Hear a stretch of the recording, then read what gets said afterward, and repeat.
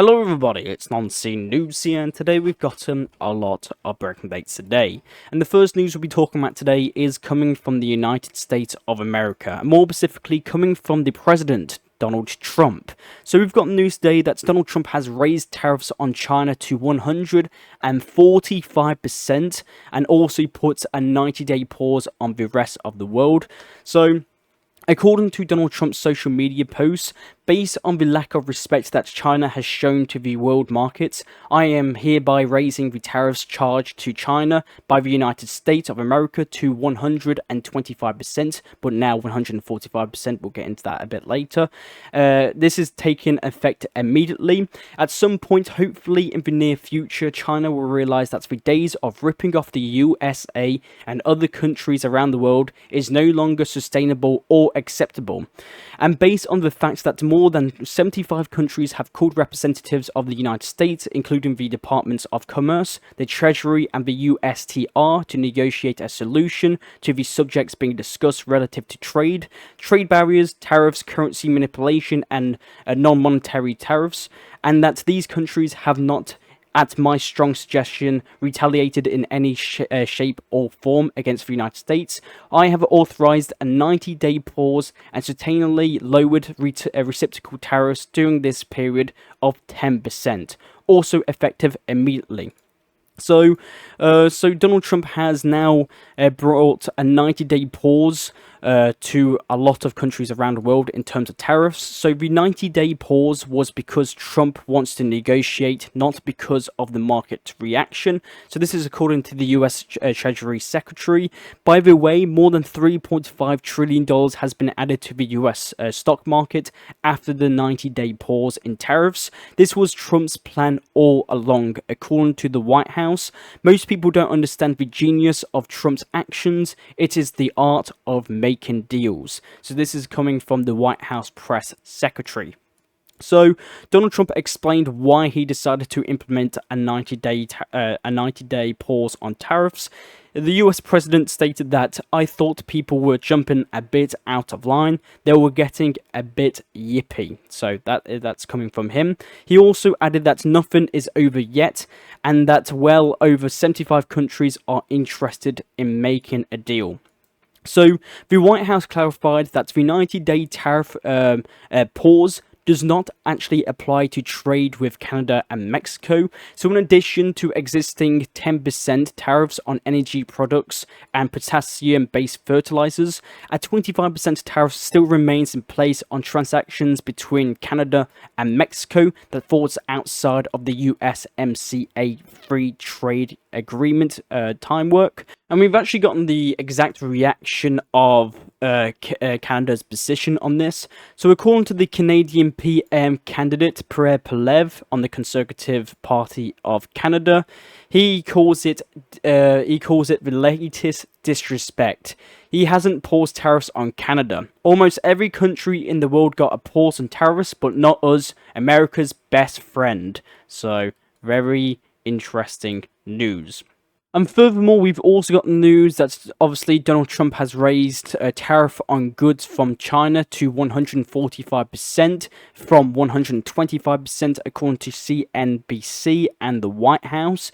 So in response, China has imposed 84% tariffs on US goods effective today. So according to the United States, 84% of retaliation tariffs are a failure. China's escalation is a failure. For them, they can raise their tariffs, but so what? China announces they are willing to negotiate Trump's tariffs, but will fight them to the end if a deal can't be reached. So to summarize everything, China has raised tariffs on US goods to 84%, and the US raises tariffs on Chinese goods to 145%. And the Chinese yuan currency now falls to the lowest level against the US dollar since 18 years ago. So it seems that these tariffs are really hitting the Chinese economy, especially its currency strength. But due to these 145% tariffs on China, the US market has received another bad day. in the stock market. So interesting news. We've also got news today that Trump is now very angry with Mexico for, I quote, stealing Texas water. So, Mexico owes Texas 1.3 million acres of feet of water under the 1944 Water Treaty, but Mexico is unfortunately violating their treaty obligation. This is very unfair, and it is hurting South Texas farmers very badly. Last year, the sugar mill in Texas closed because Mexico has been stealing the water from Texas farmers. Ted Cruz has been leading the fight to get South Texas the water it is owned, but Joe Biden has refused to lift a finger to help the farmers. That ends now. I will make sure Mexico doesn't violate our treaties and doesn't hurt our Texas farmers. Just last month, I halted water shipments to Tunjana until Mexico complies with the 1944 Water Treaty. My agricultural secretary, Brooke Rollins, is standing up for Texas farmers, and we will keep escalating consequences, including tariffs and many even sanctions, until Mexico honors the treaty and gives Texas the water they owe. So I didn't actually know that this treaty existed, but according to Donald Trump, Mexico is now violating the 1944 Water Treaty between the United States and Mexico, and according to the President of the United States, to fix this, the America will be threatening tariffs or even sanctions. So very big news. Now let's go to the White House. So a couple days ago, we talked about how Benjamin Netanyahu, the Prime Minister of Israel, visited the White House. I'll just quickly go over Donald Trump's meeting with the Israeli Prime Minister in the Oval Office in the White House in Washington, D.C. So according to Netanyahu, we will eliminate trade deficit with the United States very quickly. Iran is in great danger if talks are not successful, Donald Trump stated. Benjamin Netanyahu stated that if there's no progress in negotiations with Iran, the military option will be on the table. And within the meeting with Benjamin Netanyahu, Donald Trump has also approved a record-breaking $1 trillion defense budget, the largest in its history. Nobody has ever seen anything like it. We will have a strong army, Donald Trump stated. So Donald Trump has officially approved a record of $1 trillion defense budget, the largest in US history. So that's practically all of the big news we've gotten from the meeting between Benjamin Netanyahu and Israel. Benjamin Netanyahu, the Prime Minister of Israel, and Donald Trump. We've also got news that Donald Trump has also signed the executive order to restore coal production. According to Donald Trump, a part of the executive order, the United States will also invest billions of dollars in federal funding to invest in new coal technology, the president announced. The value of untapped coal in our country is 100 times greater than the value of all the gold at Fort Knox, he told in the official ceremony. So interesting news. And furthermore, the next news we've got today is coming from Russia. So we've got news that Russia and Tajikistan begin joint anti-terror drills. So this country here, Tajikistan, today Russian and Tajikistan forces will conduct joint anti-terrorism exercises in Tajikistan's mountainous terrain. So you can see here in your bottom left corner, that was released by the Russian government. It shows Russian and Tajikistan army exercises in the mountainous regions of Tajikistan. We've also got news today that Moscow is now expecting the Indian Prime Minister Modi at the May 9th victory parade, the Russian Deputy Foreign Minister stated. The Brazilian President Lula da Silva is going to be attending Russia's Victory Day celebrations on May the 9th in Moscow. On that day, he will be joined by other world leaders such as the Chinese President Xi Jinping and the Serbian leader Alexander Vučić, and maybe the Indian PM and many other leaders as well. We've also got news that the armed forces of Azerbaijan will be participating in the military parade in honor of the 80th anniversary of the Victory Day in the city of Moscow on May the 9th. So according to the country's ambassador Azerbaijan to Russia, This is our common date. This is our common victory, the country's ambassador stated. And furthermore, we've also got some news today that negotiations between the Russian and American delegations have begun in Istanbul. So the delegations from both America and Russia have met in Istanbul for, I believe, the second round of negotiations, and the meeting lasted several hours. So the Russian ambassador to the United States, Alexander Dashev, spoke about the results of the American and Russian talks in Istanbul. So this is coming from the Russian side. So first, the parties have agreed not to interfere with banks servicing each other's embassy accounts, including Russia's contributions to the UN. They also confirmed the need to eliminate the irritants inherited from the Biden administration, and also discussed, and there was discussions about the resumption of direct flights between Russia and the United States as a way to strengthen business ties and contacts between the people. So the talks was practically about the normalization between the relations between the Russian Federation and the United States of America. So the talks were not really about Ukraine, just about normalization between relations between Russia and the United States. And furthermore, the last news comes today from Russia is that Trump's special envoy Steve Witkoff has just arrived in Russia for his second visit, the Kremlin noted. So Steve Witkoff has just landed in Russia, where he is expected to meet with Vladimir Putin later today. So while I was actually editing this video, Steve Witkoff, the special envoy from Donald Trump, has arrived in Moscow, where he's going to be meeting Vladimir Putin later today. So, very big news. The next news we've got today is coming from Ukraine. So we've got news that the Belgian Prime Minister De Wever, the Foreign Minister and the Defense Minister of Belgium have arrived in Kiev, the capital city of Ukraine. So Belgium will allocate $1 billion annually for Ukrainian defense industry, according to the Belgian Prime Minister. Belgium is also going to be handing over 2 F-16 fighter jets for spare parts this year and 2 more next year, the Belgian Prime Minister noted.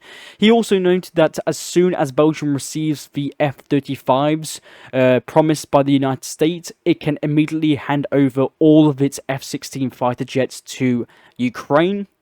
We've also got news that Norway is allocating 4 billion kroner, so that's about 330 million euros for artillery and ammunition for Ukraine, the country's government stated.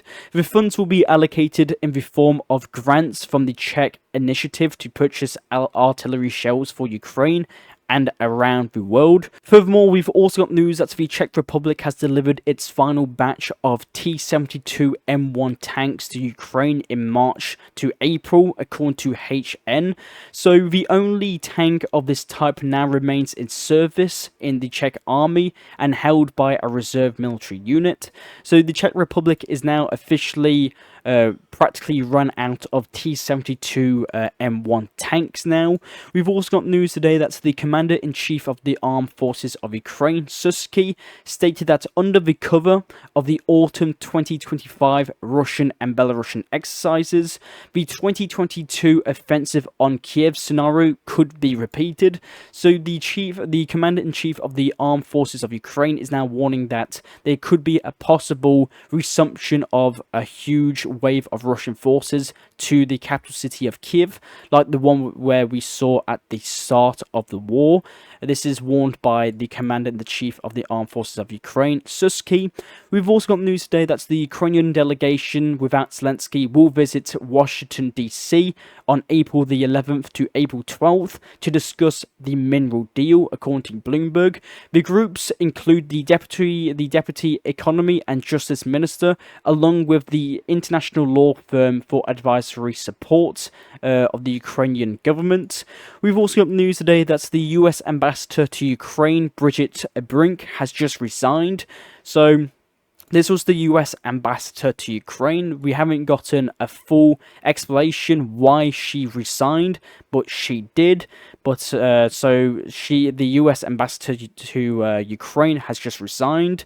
We've also got news that the ex-Secretary of State, Anthony Blinken, says that the Biden administration had plenty of problems with Ukraine, but just kept it quiet, unlike Trump and Zelensky's conversations.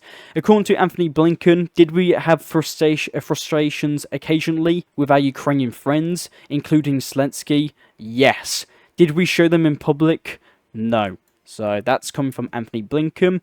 The next news we've got today is coming from the Baltic states. So we've got news that the Baltic states have just been denied EU funding for the border drone wall. So the program would have involved using drones to monitor the small nations' borders with Russia and Belarus, as well as deploying anti-drone systems. So the EU has just denied funding for the border drone wall initiative that the Baltic states were going to be funding for. We've also got news today that explosives have just been seized at the Belarusian border between Poland. 580 kilograms attempted smuggling from Poland to Russia. So authorities in Belarus intercepted a 580 kilograms of explosives attempting to enter Belarus, with plans to later be transported into Russia. This is the largest seizure in the country's history of Belarus. According to the local custom officials, the vehicle was carefully modified to evade detection during the inspections, but the explosives were still discovered. The driver has been arrested and a criminal case will be opened on the driver. The explosives are believed to have been manufactured in the United States. So 580 kilograms of explosives have been intercepted going from Poland into Belarus. And Belarusian authorities were stating that this was going to go into Russia and probably go to Moscow or St. Petersburg for an attack. And furthermore, we've also gotten some news today that Germany's far-right AfD party becomes the strongest party for the first time in history. So the AfD party in Germany is seen as a very far-right winging party in Germany that is now just reached #1 place in terms of popularity and the strongest party in Germany. So Germany's far-right AfD party becomes the strongest party for the first time in history. We've also got news today that Germany's leading economic institutes predict that the country's economy is going to be shrinking again in 2025, partly due to the new US tariffs, the DPA reports. So if accurate, so this is all predictions, but if accurate, this would mark Germany's third straight year of GDP decline since 2023. We've also got news today coming from Belgium / the EU. So the EU is going to be approving the first retaliation tariffs against Donald Trump.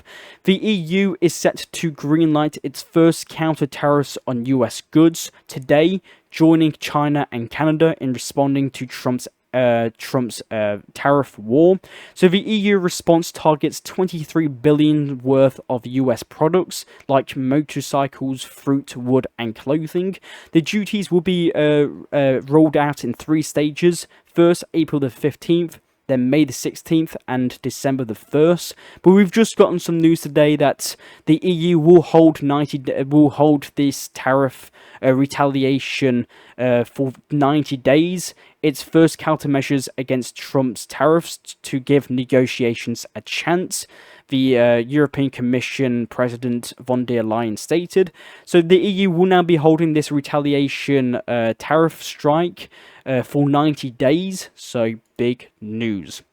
And furthermore, we've also got some news today that the EU and China begin talks to lift tariffs on electric cars. So against the backdrop of tariffs on Chinese imports to the United States, which have reached 145%, the EU and China are now negotiating on the destruction of European tariffs on Chinese electric cars. So the EU and China now start talks on lifting EU tariffs on Chinese electric vehicles due to Donald Trump's tariff tariffs on China at 145%. We've also got news today that the UAE and the EU agreed to launch free trade negotiations. The next news we've got today is coming from Algeria. So we've got news today that Algeria has just banned flights to and from Mali. So Mali is this country here, bordering Algeria. So Algeria has just banned flights to and from Mali after repeated violations of its airspace, according to Algeria's country's state television. The move comes amid rising tensions between the two countries.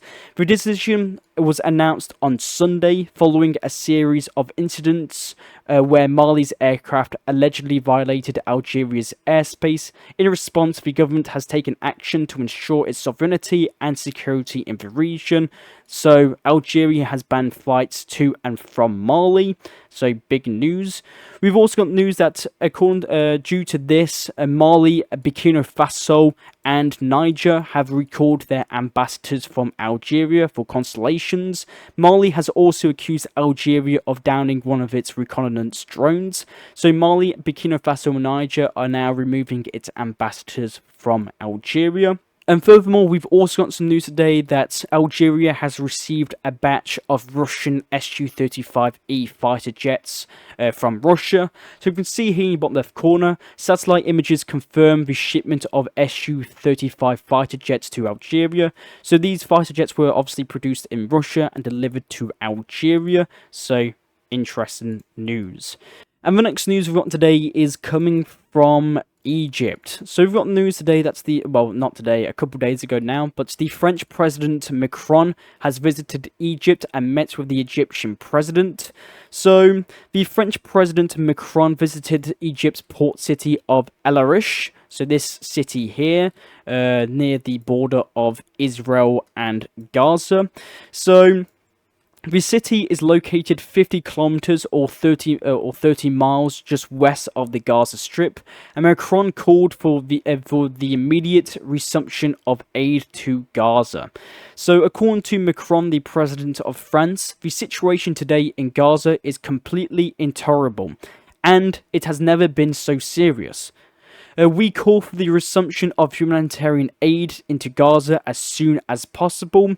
And we've also gotten some separate statements that France could recognise a Palestinian state in the next few months, says Macron.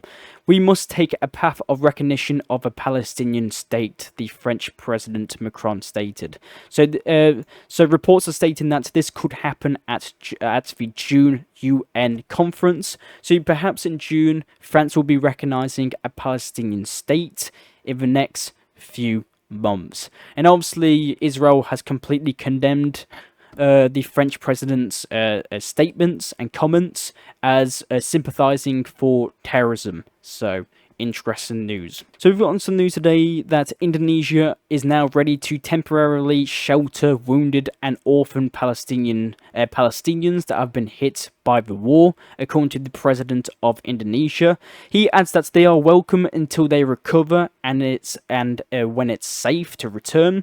Trump's resettlement plan featured Indonesia as a likely refugee recipient. So Indonesia is now ready to temporarily shelter wounded Palestinian orphans that have been affected by the war in Gaza, according to the Indonesian president.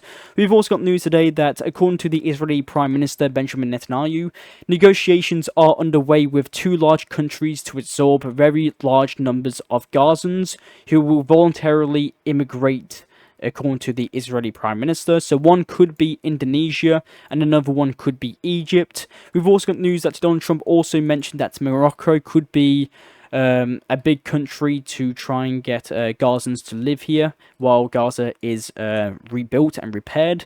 Another one was Somalia, so big news. The next news we've got today is that Turkey and Israel apparently held a secret negotiation talks in Azerbaijan. So, in secret talks held in Azerbaijan, the countries of Turkey and Israel were scrambling to ease tensions and to avoid a potential military clash as they vie for influence following Assad al-Bashar's ousting in Syria.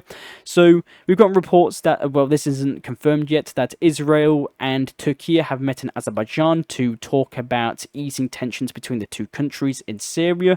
And according to some news outlets, Israel has pointed out that it completely refuses any Turkish military base in Syria and sees it as a red line. The next news we've got today is coming from Yemen.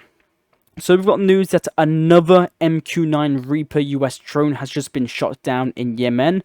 This is number 18th. So despite 25 days of bombing, the Houthi militant forces are now consistently shooting down US drones.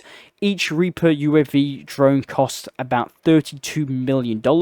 We've also got news today that the US CENTCOM forces have just threatened countries sending oil to Yemen. So according to the US, it has sent an ultimatum to countries that supply Yemen with oil. And the US stated that offloading ships and providing oil at Houthi-controlled ports risk violating US law. The next news we've got today is coming from Iraq, which I forgot to add on the map. But we've got news that Iraq signs a deal with the US firm to produce 24,000 megawatts of electricity.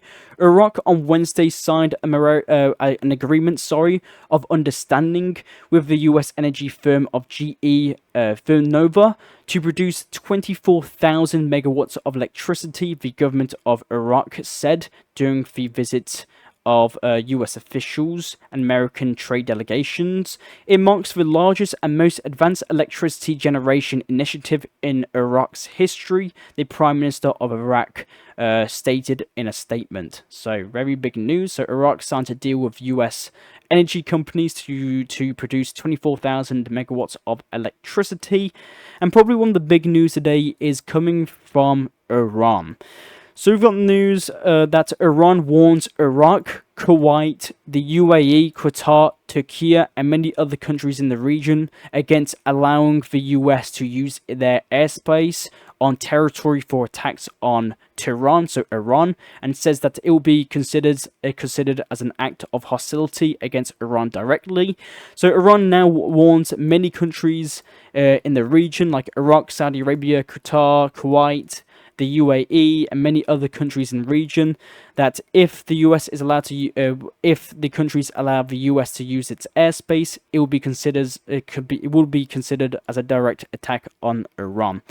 The next news we've got today is coming from South Korea. So we've got news that happened yesterday that apparently South Korean troops have fired warning shots against 10 North Korean troops who had reportedly crossed the demarcation line. The North Korean troops crossed back over the border. So according to South Korean's military institutions and the Defense Ministry of South Korea, North Korean soldiers crossed the military demarcation line in the eastern area of the demilitarized zone around 5 p.m. local time. Our military is closely monitoring the North Korean military activity and taking necessary measures according to the operational procedures. So we've got news that South Korea fired warning shots against 10 North Korean troops that apparently crossed the demarcation line of the South and North Korean borders around about here, I believe. So interesting news. We've also got some news today that the Syrian Arab Republic and the Republic of Korea sign agreement on establishing diplomatic ties. South Korea and Syria have officially established diplomatic ties again. We've also got news today that a South Korean company has just unveiled a decoy for the Lockheed Martin F-35 Lightning II fighter jet. So you can see here South Korea has just unveiled its decoy and F-35 Lightning II fighter jet that I believe a lot of countries will be very interested in about. So very big news.